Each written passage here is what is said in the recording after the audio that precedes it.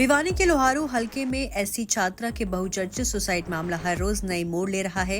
अब एसपी ने कांग्रेस विधायक राजवीर से पूछताछ की तो उन्होंने पूर्व मंत्री जेपी दलाल पर सवाल खड़े किए। वहीं विधायक के साथ आए लोगों ने तो इसे सुसाइड की बजाय ब्लाइंड मर्डर तक बता डाला।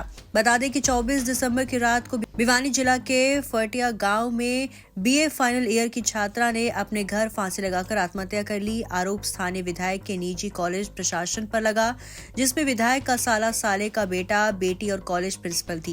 पुलिस विधायक राजवीर फटिया के साले और साले के लड़के को गिरफ्तार कर चुकी है। मामले की गंभीरता को देखते हुए कैबिनेट मंत्री कृष्ण बेदी, हरियाणा राज्य महिला आयोग की अध्यक्ष और हरियाणा राज्य अनुसूचित जाति आयोग के उपाध्यक्ष भी पीड़ित परिवार से मिले।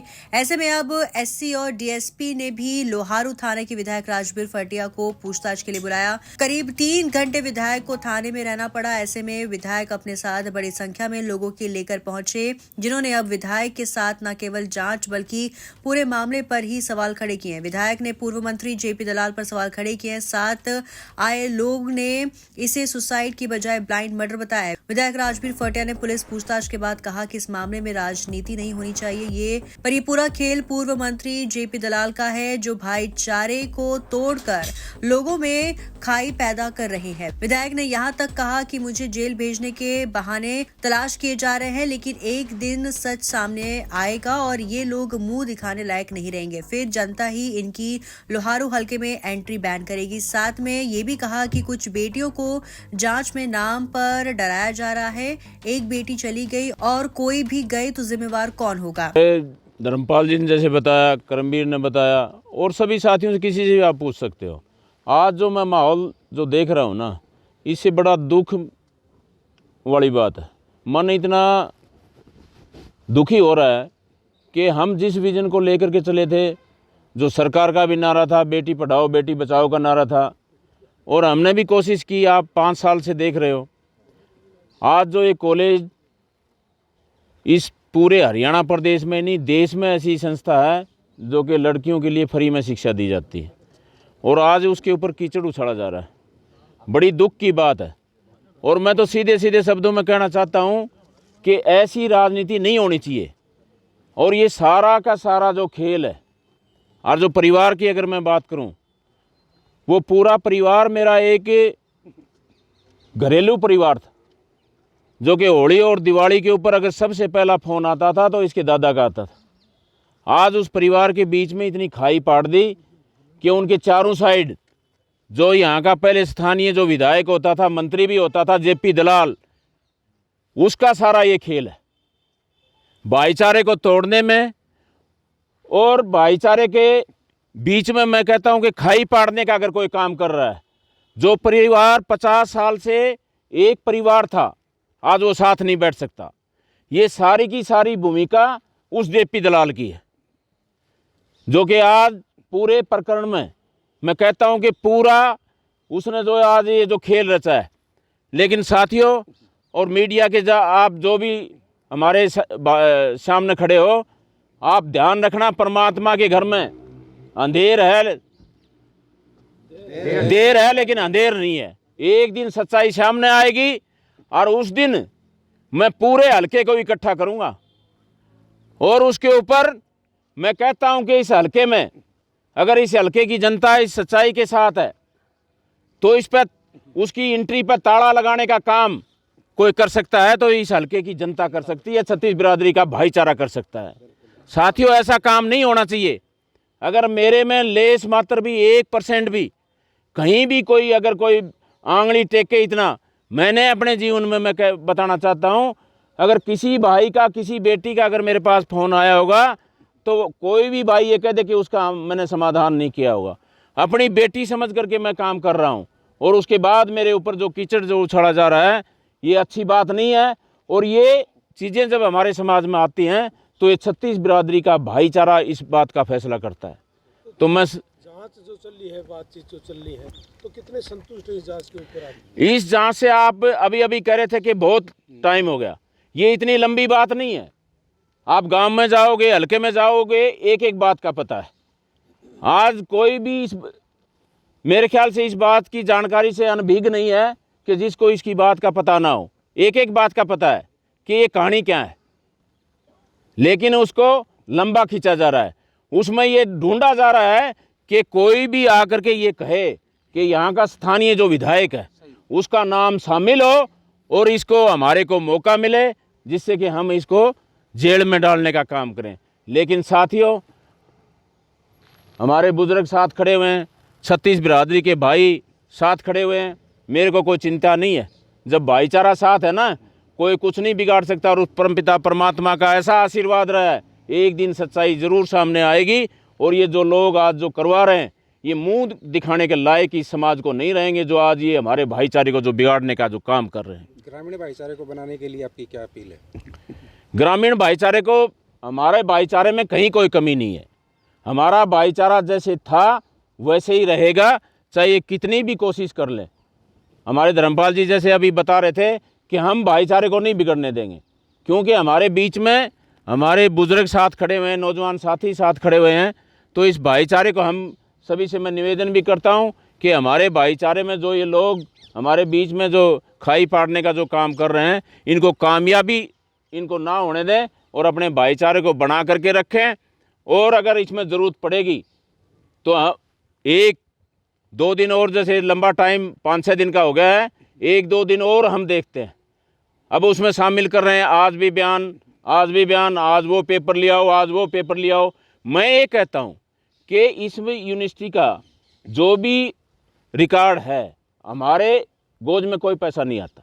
सारे का सारा जो पैसा है वो सारे का सारा पैसा कॉलेज यूनिवर्सिटी के अकाउंट में जाता है। चौधरी बंसीलाल यूनिवर्सिटी में जाता है, उसके बाद हमारे कॉलेज के अकाउंट में आता है। लेकिन हमने जब से फ्री किया, वो हमारी कौन सी तारीख है, 5 अगस्त से शायद हमने सबके लिए फ्री किया है। मैं चैलेंज के साथ कहता हूँ कि भाई 5 अगस्त के बाद अगर कोई भी एक भी लड़की या कोई भी एक भी अभिभावक ये कह दे कि भी एक भी पैसा, हज़ारों की या 100, वो तो बात अलग रहेगी, कोई भी ये साबित कर दे कि भी 100 रुपये भी हमारे कॉलेज ने अगर किसी ने उससे मांगा हो, तो आपका जूता और मेरा सिर। ये जो आज ये लांछन जो लगा रहे, हमने बेटियों के पढ़ाई के लिए जो काम किया है, आज उसके ऊपर जो कीचड़ जो उछाला जा रहा है साथियों, ये मैं कहता हूँ कि एक समाज को जो तोड़ने का जो काम ये लोग कर रहे हैं, इस समाज ये बख्शेगा नहीं, ये परमात्मा उनको बख्शेगा नहीं। हम परमात्मा पे विश्वास करने वाले लोग हैं और वो परमात्मा ज़रूर एक दिन न्याय दिलाएगा। और जब न्याय आएगा उस दिन इस हल्के की, मैं कहता हूँ कि सारा जो हल्का आज जो सुन रहा है और देख रहा है, हर आदमी मेरे से पूछता है चेयरमैन साहब क्या करना है, बताओ हम आपके साथ। मैं एक बात कहना चाहता हूँ साथियों, जल्दबाजी में हमारे को कोई फैसला नहीं लेना, हमारे को इंतज़ार करना है। और जब ये आज 24 तारीख से लगा करके, तो आज 4 तारीख है, 5 तारीख है, 5 और 6, 10-11 दिन हो गए।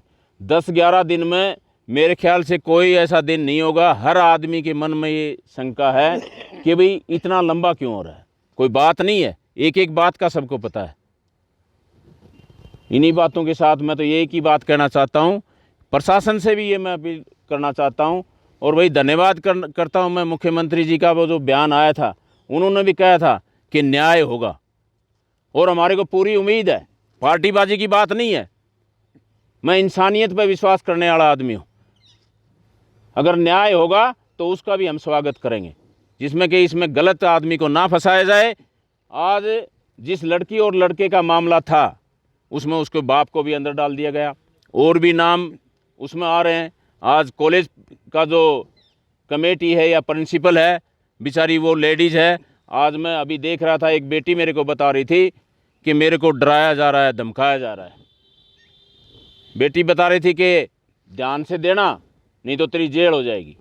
मैं एक बात कहता हूँ, एक बेटी हमारे बीच से चली गई, अगर इस तरह से कोई बेटी को तंग करके अगर कोई ऐसी बात होगी तो उसका जिम्मेवार कौन होगा? समझते हो ना इस बात को? पूछताछ होती है, लेकिन वो सही माहौल में होनी चाहिए। डरा धमका के उसको ऐसा काम नहीं होना चाहिए कि डरा धमका के उससे कोई अपने फेवर में बात करवाने का। क्यों? यहाँ पुलिस का दिया हुआ बयान का कोई मायने नहीं रखता। जब कोर्ट में जब जाएगी, जब बयान होंगे, तो उस दिन सच्चाई सामने आएगी।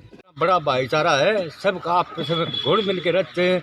कभी कोई छुआछूत नहीं हुई। साथ खाना खाते हैं, साथ हुक्का पीते हैं, साथ चाय पीते हैं, तो भी कभी गिलास बांधने का, थाली बांधने का आज तक कोई काम नहीं है। हमारा भाईचारा खराब करने की कोशिश करी है सरकार। और आगे बात बता दूं, ये कोई छोटी बात नहीं है, कोई ये सुसाइड केस नहीं है। इस केस में तय तक जाएंगे तो ये मर्डर है, सरेआम ब्लाइंड मर्डर कर रखा है और इसकी तहकीकात पूरी होनी चाहिए। और नहीं होगी तो हम अपनी सर्वजातीय स्वर्ण खाप 83 की पंचायत बुलाएंगे, मर जाएंगे मिट जाएंगे, लेकिन गलत नहीं होने देंगे। मैं आज आपको सबक बताना चाहता हूँ, एसपी साहब भी यही हैं, डीएसपी साहब भी यही हैं, तो इसमें कोताही न बरतें। दलित कल्याण महासभा का प्रधान हूँ। ये विषय एक बीजेपी लेकर चल रही है, बाकी एससी समाज को इस विषय में कोई जानकारी नहीं दी गई और न एससी समाज न्याय के साथ है। और जात पात का नारा घोल के बीजेपी ये हार जो है ना बर्दाश्त नहीं कर रही है। ये हार का कारण समझ के ये दलित समाज को उत्पीड़ित करने की बात करे, बाकी समाज की कोई मदद नहीं की जा रही। ये ऊपर तक पहुँचाने के बजाय ये भाईचारे में फैसला होना चाहिए था। ये इस कॉलेज का कोई भी कर्मचारी इसमें शामिल नहीं है। विधायक जी तो इससे समाज को उठाने के लिए हमारी बड़ी भारी मदद करें, बेटियों को फ्री बैठाना, बेटियों को घर से लाना और समाज को ऊपर उठाने के लिए इन्हें काम किया है। और इनको वोट मिला है इसकी अच्छाई के। ये इससे दानी व्यक्ति कभी न तो रहा न आएगा, इसलिए ये बेदाग है इस विषय में। हम तो न्याय चाहते हैं, न्याय होना चाहिए, सच्चाई होनी चाहिए। जबकि एमएलए साहब खुद कह रहे हैं भी मेरी इंक्वायरी करवाओ, सीबीआई करवाओ, फिर तो क्या रह गया? तो बकाया रह गया कि जो आदमी खुद कहता है मेरी सीबीआई कराओ, फिर क्या कमी? आपका नाम जी? नाम आपका? मेरा नाम प्रभु राम बलोदिया, पूर्व संपर्क। वहीं विधायक राजवीर फटिया के साथ आए लोगों ने कहा कि ये फीस का मामला नहीं, राजनीतिक मामला है। बीजेपी जात पात का जहर घोलकर भाईचारा तोड़ रही है। वहीं कुछ लोगों ने तो कह कि इस मामले की सही जांच हो तो ये सुसाइड नहीं ब्लाइंड मर्डर मिलेगा। एससी छात्रा के सुसाइड मामला में अब हर रोज नए आरोप लगने लगे हैं। विधायक और उसके साथ आने वाले लोग अब जांच अधिकारी और पूर्व मंत्री जेपी दलाल के साथ पीड़ित परिवार पर भी गंभीर आरोप लगाने लगे हैं। ऐसे में देखना होगा कि जांच कब तक पूरी होती है, फिर कौन कौन इस जांच की आंच में सुलझता है।